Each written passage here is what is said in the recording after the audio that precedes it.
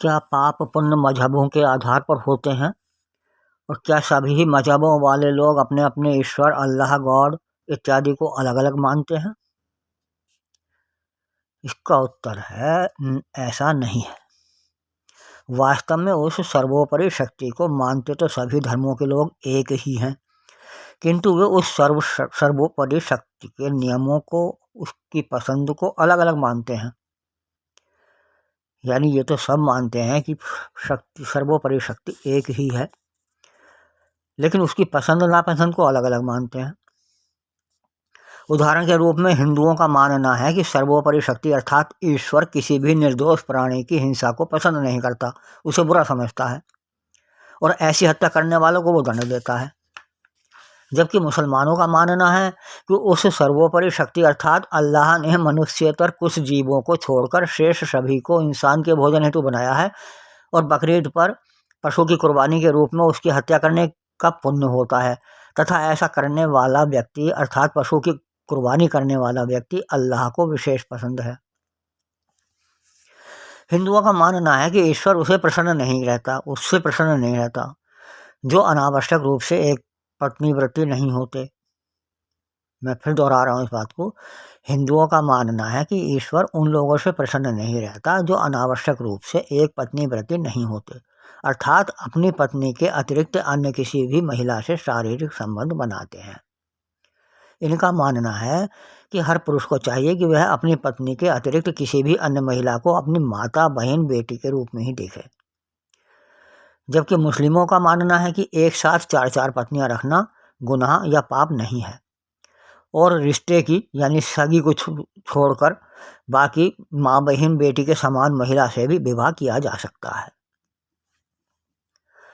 और भी बहुत सारी बातें हैं जिन्हें मात्र हिंदू या मुस्लिम ही नहीं, अन्य धर्मों के लोग भी भिन्न भिन्न प्रकार से मजहब के आधार पर अर्थात ईश्वर की पसंद और नापसंद की नकली स्वनिर्मित मान्यता के आधार पर उचित व अनुचित मानते हैं। तो प्रश्न पैदा होता है कि फिर ईश्वर की सही पसंद अर्थात उसके द्वारा माना गया पाप या पुण्य का आधार क्या है? देखिए, ईश्वर ने कोई पाप या पुण्य लिखकर नहीं दिया, ना ही निर्धारित किया। वास्तव में किसी भी निर्दोष प्राणी को हानि पहुंचाना या उसके मन को अपने व्यवहार से दुख पहुंचाना ही पाप है, जिस पर यदि कुछ समय के लिए मजहब से अलग होकर कोई भी व्यक्ति विचार करे तो वह स्वयं ही समझ सकता है कि कौन सा कर्म पाप है और कौन सा कर्म पुण्य है। लेकिन ईश्वर इन पाप या पुण्यों का कोई लेखा जोखा नहीं बनाता और न ही वह पाप या पुण्य से प्रसन्न या अप्रसन्न होता है। हाँ, समाज में व्यवस्था बनाए रखने के लिए परस्पर सही व्यवहार रखना आवश्यक है। अब प्रश्न पैदा होता है तो ये पाप और पुण्य अलग अलग धर्मों द्वारा क्यों बनाए गए? इसका उत्तर है कि वास्तव में लोगों ने स्वार्थ हेतु अर्थात अपने स्वयं के लाभ अथवा अपने परिवार के लाभ अथवा उससे भी आगे जाकर अपने अपने समुदाय के लाभ के लिए नियम बना लिए हैं और उन्हें ईश्वर की पसंद या आदेश के रूप में समाज के सामने प्रस्तुत कर दिया है ताकि ईश्वर अर्थात सर्वोच्च शक्ति के भय से लोग उन नियमों को माने और उसकी नापसंद का कार्य अर्थात उन नियमों के विरुद्ध कोई कार्य ना करें। यद्यपि ऐसे उदाहरण अधिकतर मिल जाएंगे जो व्यक्ति किसी भी मजहब को नहीं मानता, उसका व्यवहार कथित धार्मिक व्यक्ति की अपेक्षा बेहतर होता है। यहाँ तक उदाहरण है कि संसार में कई देश ऐसे हैं जहाँ बहुतायत में नास्तिक लोग निवास करते हैं और उन देशों में अन्य आस्तिक लोगों के देशों की अपेक्षा बहुत ही कम अपराध होते हैं। मैं कई बार उदाहरण देता हूँ, ऐसे स्वीडन या नॉर्वे जैसे देश मौजूद हैं।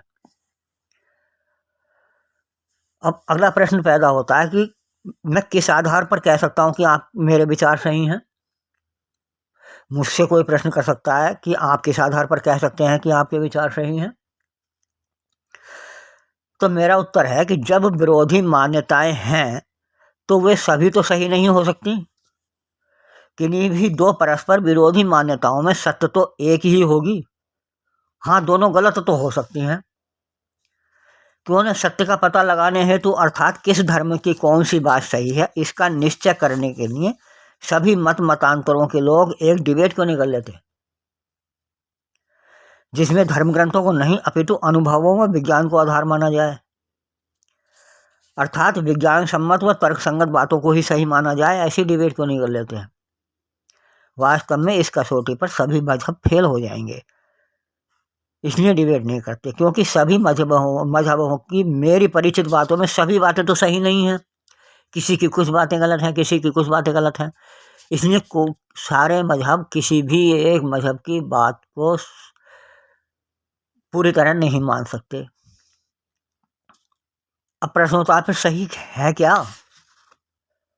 इसका उत्तर है सही हैं प्रकृति के नियम, जो ईश्वर के ही बनाए हुए हैं और जिन्हें विज्ञान के नियम कहा जाता है।